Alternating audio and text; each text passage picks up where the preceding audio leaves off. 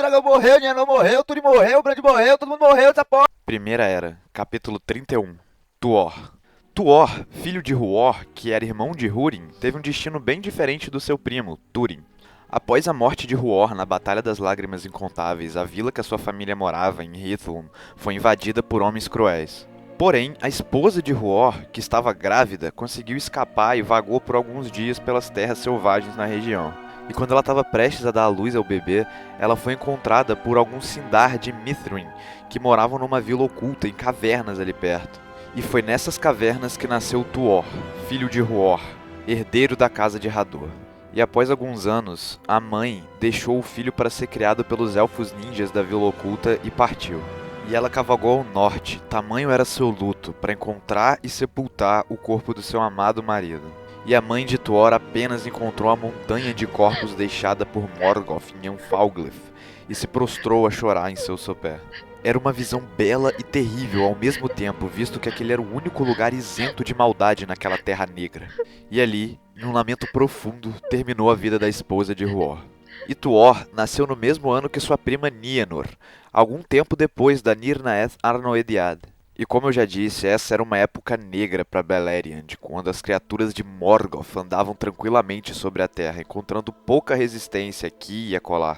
E Tuor cresceu entre os elfos ninjas da Vila Oculta, e assim como seu primo Túrin, ele absorveu seus costumes e a sua cultura. Mas diferente de Túrin, que era amargurado, nervoso e foi testado diversas vezes pelas provações da vida, Tuor cresceu em cavernas, afastado disso tudo, e portanto ele tinha o coração leve, como de um elfo. Ele era um cara amigável com pessoas e com animais, e apesar do seu jeito dócil e bondoso, na hora que precisava ele era forte e valente. Tuor é basicamente o Túrin que deu certo. E Tuor já era um adulto quando o líder dos elfos daquela vila oculta nas cavernas decidiu que era perigoso demais para eles continuarem vivendo naquelas terras. Oi, Turin-san, nosso ninjitsu não é capaz de proteger a gente mais, né? Ele decidiu então deixar Hitulu com sua galera e rumar pro leste. Acontece que no meio do caminho, os elfos ninjas foram atacados pelos homens que dominaram Dor-lómin.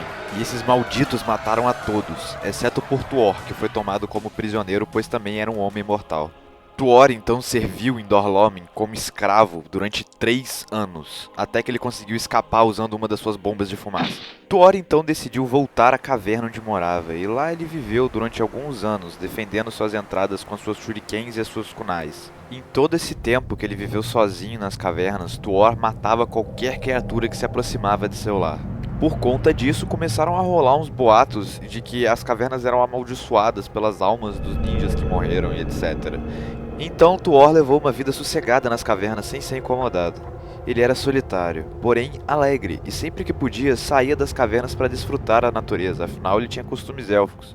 E como Tuor foi criado pelos Sindar de Mithrin, que tinham muito contato e amizade com os Noldor, ele cresceu ouvindo histórias sobre o fabuloso e magnífico reino oculto de Gondolin. E ele sabia também da amizade que o rei Turgon tinha com seu pai Huor. E ainda que os elfos só o aceitaram provavelmente por respeito a essa amizade. Tuor então resolveu abandonar as cavernas e sair à procura do reino oculto. E usando todas as suas habilidades ninjas de rastreio, Tuor foi até Viniamar, a cidade onde Turgon morava antes de sonhar com o Humo que mandou-lhe que construísse o reino de Gondolin.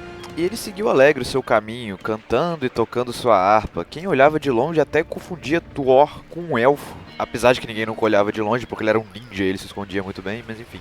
Chegando à cidade litorânea de Viniamar, Tuor ficou impressionado com as grandes construções dos Noldor. E por mais que ele quisesse conhecer esses tais elfos, ele nem se incomodou da cidade estar deserta, porque afinal ele estava acostumado a ficar sozinho. E Tuor caminhou pela cidade abandonada dos Noldor, aproveitando tudo que via, até que ele finalmente encontrou o que parecia ser a morada do senhor da cidade, talvez a casa do próprio Turgon. E lá, ele encontrou dando bobeira uma espada e um escudo feito por elfos. Então disse: Noni, os elfos me honram com esse presente. E como quem não quer nada, ele pegou os equipamentos na mão leve. E bom, só um adendo aqui para explicar, provavelmente você não se lembra, mas eu falei no episódio lá atrás que quando o Humo mandou que Turgon deixasse Viniamar para ir construir o reino de Gondolin, ele falou também para Turgon deixar uma espada e um escudo para trás, que ele eventualmente ia mandar um mensageiro para falar uma parada para Turgon que ele não tem noção. Ok? Seguindo em frente. E como Tuor era praticamente um elfo, ele foi até a praia para assistir o pôr do sol. Quando de repente, A maré calma se transformou em uma série de ondas agitadas e o céu começou a ficar nublado. E das águas surgiu Ulmo, o senhor dos mares. E pela primeira e única vez, o Valar estava vestindo uma forma terrena. E Tuor ficou boquiaberto enquanto Ulmo falava. Tuor, filho de Huor, o Homem-Elfo, tem uma importante missão para designar-te. Siga para Gondolin trajando esta espada e este escudo, e dê a mensagem minha ao rei Turgon dos Eldar.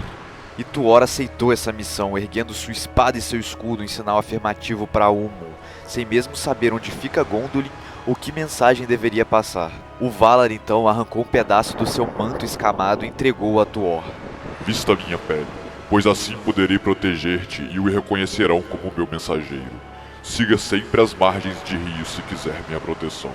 E com isso, o Valar desapareceu. E Tuor encarou o mar por mais alguns minutos, quando de repente surgiu uma pessoa boiando no meio das ondas. Tuor, guiado pelo seu bom coração, não pensou duas vezes e foi correndo ajudar o rapaz necessitado. Se tratava de um Noldor, que quando recobrou a consciência, reconheceu Tuor e falou: então não foi um sonho. Minha embarcação naufragou e enquanto eu me afogava, Ulmo apareceu para mim.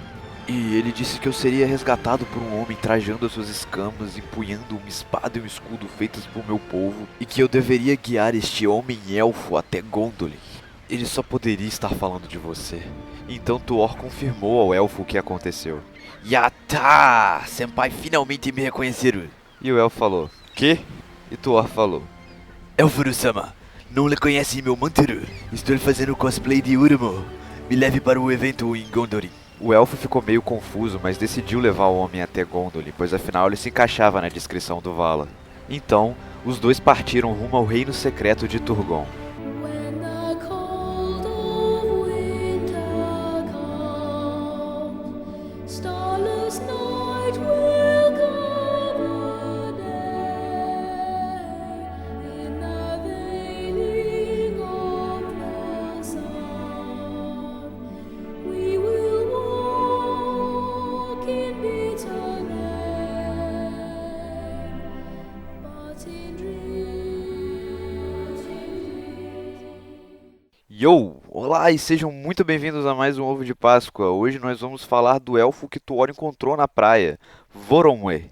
Esse Noldor especificamente era sobrinho de Círdan, o Elfo dos Portos. Você vai me ouvir falar mais dele na Segunda Era. Acontece que Voronwë era da casa de Fingolfin e por isso ele morava em Gondolin.